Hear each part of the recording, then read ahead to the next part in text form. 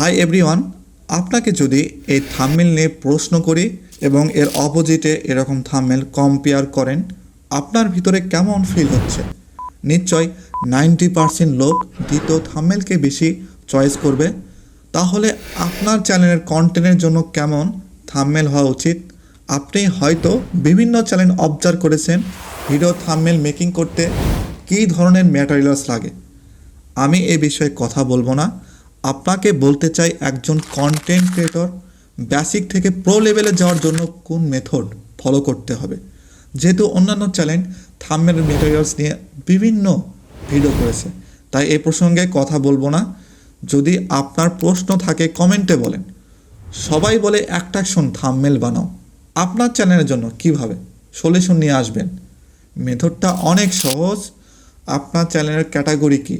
Example, যদি blogging related হয়ে থাকে, এই ধরনের থাম্বনেল অ্যাট্রাকশন অনেকটাই বেশি।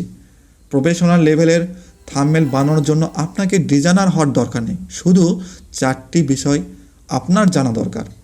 এই 4টি পার্ট মাস্টার করতে পারলেই ফোন দিয়ে খুব ইজিলি আপনি থাম্বনেল মেকিং করতে পারবেন।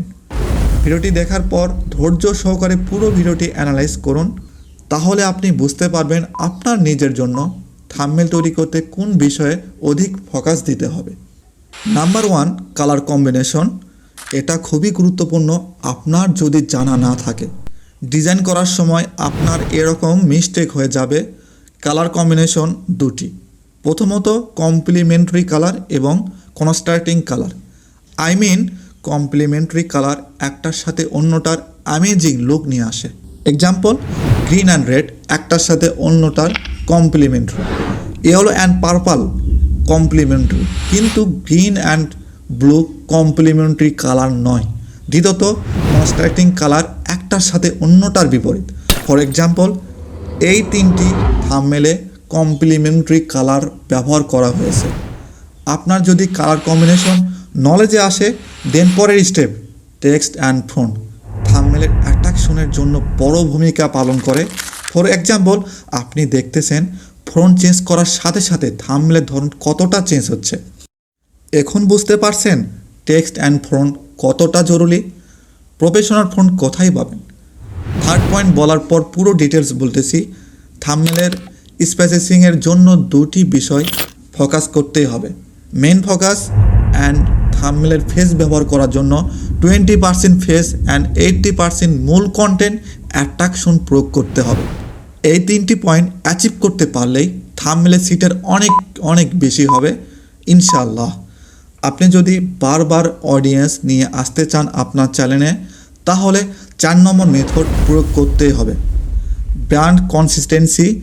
এটা ফলো করলে খুব সহজে আপনার চ্যানেলের থাম্বনেল অডিয়েন্স বুঝতে পারবে। এতে আপনার ক্যাটাগরির কম্পিটিটরের থেকে আলাদা হয়ে যাবেন। বড় ইউটিউবার এই মেথডটাই ফলো করে। ব্র্যান্ড কনসিস্টেন্সির জন্য সেম কালার কোড এবং টেক্সট অ্যান্ড ফন্ট প্রত্যেক থাম্বনেলে ব্যবহার করতে হবে। পরিশেষে প্রফেশনাল ফন্টের জন্য একটা সাইটই আপনার জন্য যথেষ্ট, thefont.com। আপনি এখানে দেখতেছেন অনেক ক্যাটাগরি ফন্ট ফ্রিতে পেয়ে যাবেন, but most youtuber basic font সেনিফ ইউজ করে। ডাউনলোড করা খুবই ইজি। 2024 সালে ইউটিউব চ্যানেল গ্রো করা খুবই সহজ, আবার কিছু ক্ষেত্রে অনেক কঠিন। যদি থাম্বনেলের মেকিং করার সময় এই গুরুত্বপূর্ণ বিষয়ে ফোকাস না করেন। দেখা হচ্ছে নেক্সট ভিডিওতে। সবাই ভালো থাকেন এবং অন্যকে ভালো রাখেন। আসসালামু আলাইকুম।